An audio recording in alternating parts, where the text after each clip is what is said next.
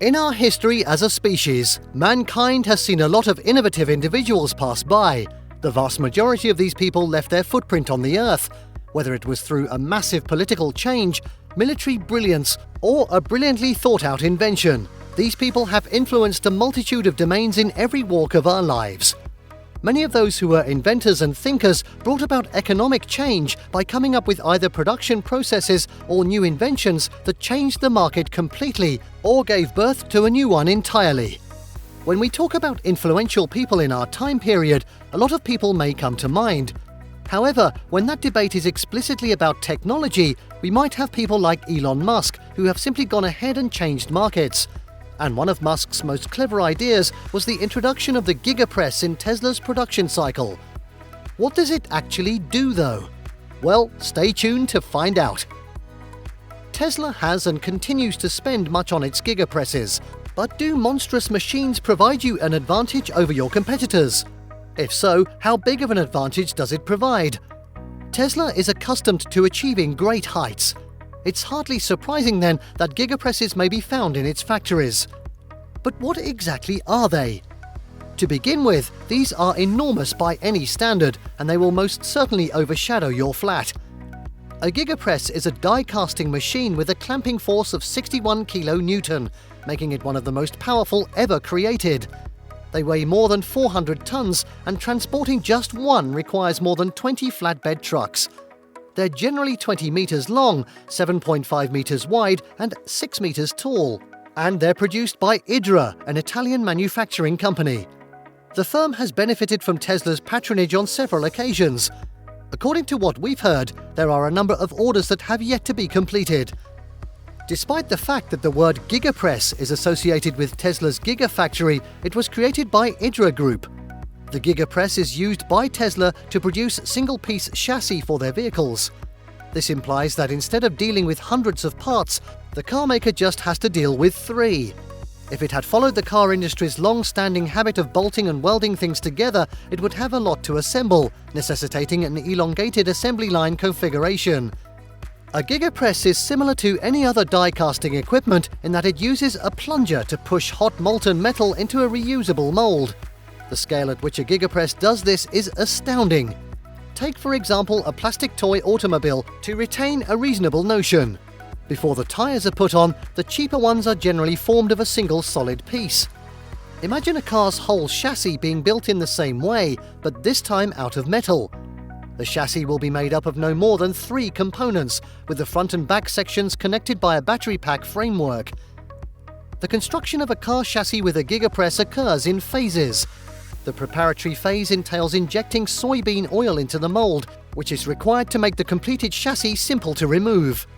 This is necessary in order for the mold to be reused.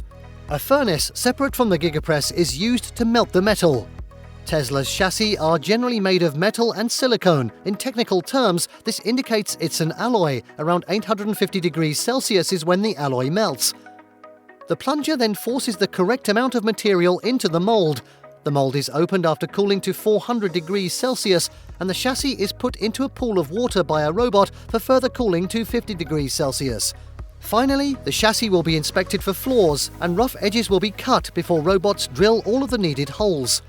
It's crucial to remember that gigapresses take a lot of money and room to set up. As a result, before committing to them, Tesla must have recognized the evident benefits. The gigapress is, without a doubt, a game-changer in the car sector. The most obvious benefit is speed, since they operate at a breakneck pace despite their massive size. The aluminum-silicon alloy can move from molten metal to a chassis in less than 100 seconds, according to IDRA specifications. When you consider all of the labor processes required in manufacturing and then attaching more than 100 components together, that's lightning quick. It simply implies that Tesla can produce more vehicles than the competition. In reality, a year's worth of Model Y chassis can be produced by 10 gigapresses working in continuous shifts. This is due to the fact that the Model Y chassis necessitates the use of 2 gigapresses. When the gigapresses work closer to the maker's specifications, the number rises. Even though they are still being tuned, the ones at the Fremont facility have been seen to finish the task in under 200 seconds. This indicates that in its first year of business, a new factory may easily produce 100,000 units. In the car industry, such enormous figures are practically unheard of. The gigapress is Tesla's hidden weapon. With gigapresses chumming away at Tesla facilities all around the world, including Fremont, Austin, Shanghai and Berlin, the goal of producing more than 1 million vehicles appears to be within reach. The gigapress's next benefit is cost savings, something Musk is passionate about. Despite the large initial investment, the cost of manufacture per car decreases as many operating expenditures are eliminated. For example, a single gigapress eliminates the need for roughly 300 robots because there is little coupling or lifting labor to be done. The gigapresses really reduce the amount of space required by around 30%. The cost of production is significantly lower. When gigapresses are used, the overall cost of producing a chassis reduces by roughly 40%. We're aware that Tesla is establishing research and manufacturing facilities in China with the specific goal of figuring out how to produce a low-cost automobile. One of the first items to be installed will be a gigapress. What's even more intriguing is that the single-piece chassis benefits the vehicles themselves.